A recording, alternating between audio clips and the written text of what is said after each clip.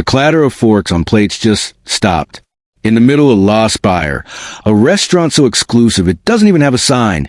Every single eye shot to one table. At the head of it sat Victor Russo, a man whose name was usually only spoken in whispers. His suit alone was worth more than a new car, and his temper was a lit fuse. He was holding court, his voice booming with self-importance. Then it happened. A woman, looking frail and dressing grimy, mismatched clothes, stumbled near his table. She reached out, her hand just brushing the white tablecloth to steady herself. She was one of the city's ghosts, the kind of person most people look right through. But tonight, she made the mistake of being seen. Victor's face twisted into a mask of pure rage. "Filth," he spat, the word cutting through the silence. "You dare bring your stench in here?" The woman flinched, her eyes wide with fear, but she didn't say a word. But just humiliating her wasn't enough for him. In front of his crew, his rivals, and the city's elite, Victor Russo stood up and, with the back of his hand, slapped the homeless woman right across the face. The sound was ugly in the now silent room. She didn't cry. She didn't even stumble. She just took the hit, her head slowly turning back to face him with a strange and profound calm. As security guards grabbed her arms to drag her out, she made a tiny, almost invisible gesture. She lightly touched her left earlobe. Across the room, a man who looked like a boring accountant finishing his dinner quietly put his napkin on his plate, stood up and walked out. Victor thought she was just another victim, a piece of trash he could throw away. He had no idea he just slapped Elena Vargas, the presumed dead queen of the city's most legendary crime family, and in doing so, he had just signed his own death warrant. For Victor, the whole incident was forgotten the second the restaurant's heavy oak doors swung shut. He saw himself as a king, and kings don't waste time thinking about the insects they crush. His empire was a monster of fear and steel that had its claws in the entire city. From the docks to the penthouse suites, nothing moved without his say-so. He had politicians in his pocket, judges on his payroll, and any rival who got his way was erased quickly and brutally.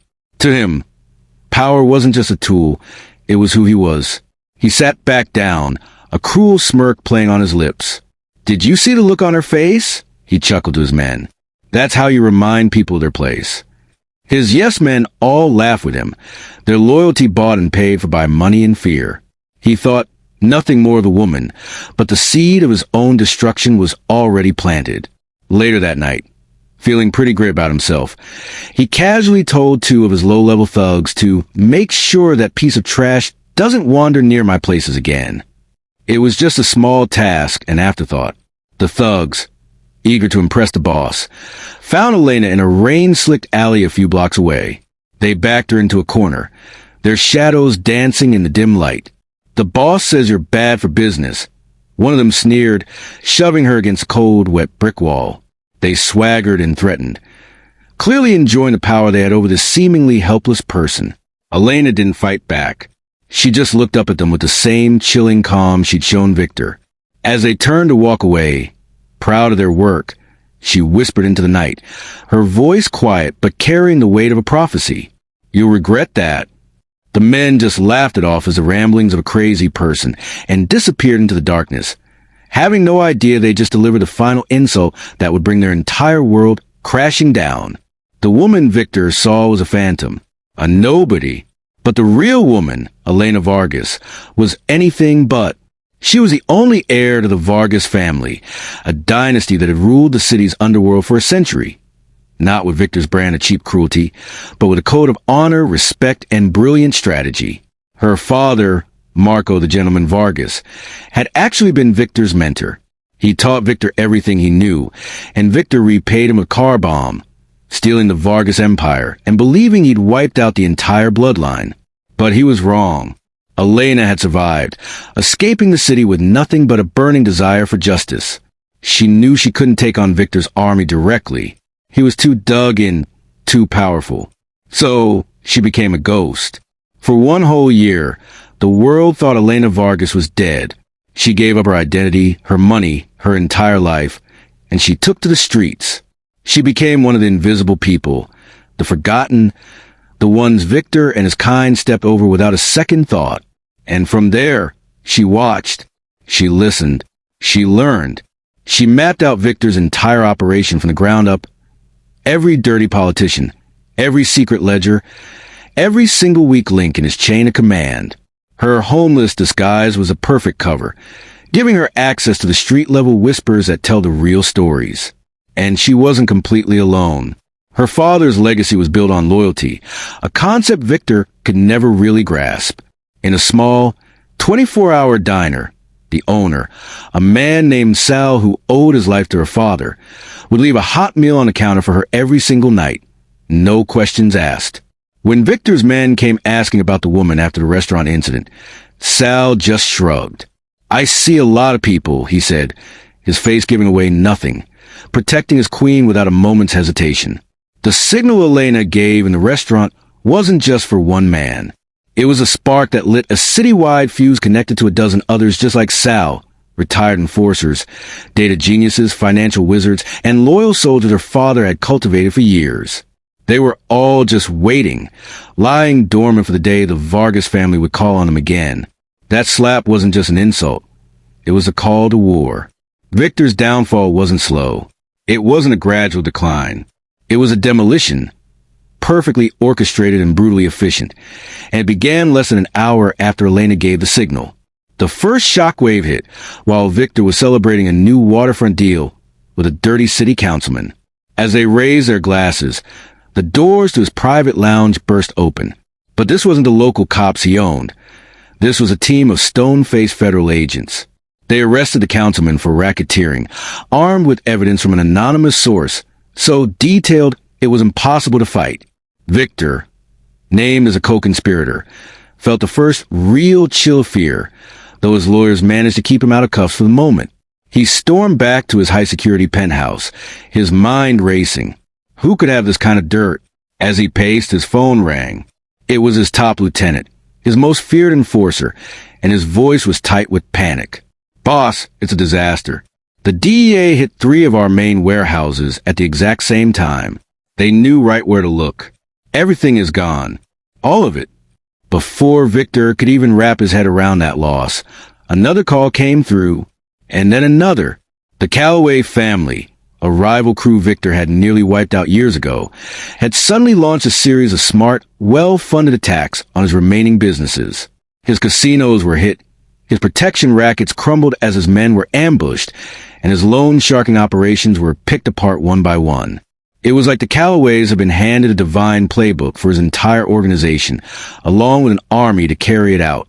And this was Elena's masterstroke. She didn't just gather intel, she weaponized it. The anonymous benefactor, who had suddenly armed the Callaways with cash and strategy, that was her. The final, fatal blow didn't come from a gun. It came from a single keystroke.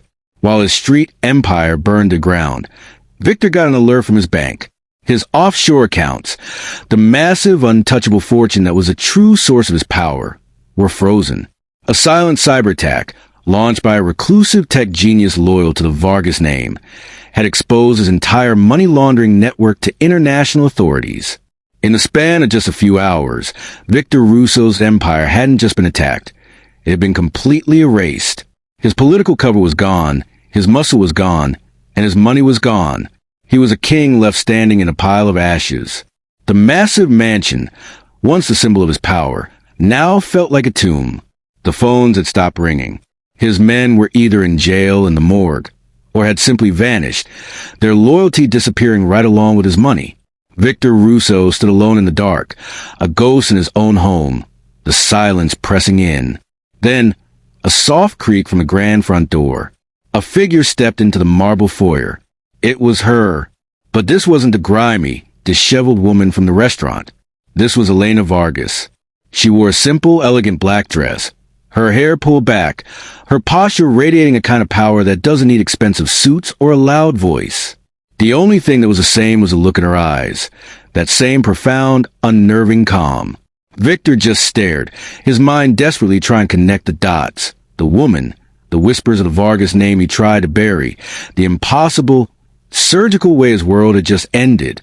The color drained from his face as it all clicked into place. "You," he stammered, the name catching in his throat. "You're her?" Marco's daughter? Elena took a slow step forward, her quiet footsteps echoing in the massive room. She didn't raise her voice. She didn't have to. Her victory was total. You slapped a homeless woman, Victor, she said, her voice steady and cold. But you struck a queen. You built an empire on betrayal, and thought it made you strong. But it all fell apart the moment you showed your true, cruel face to the wrong person.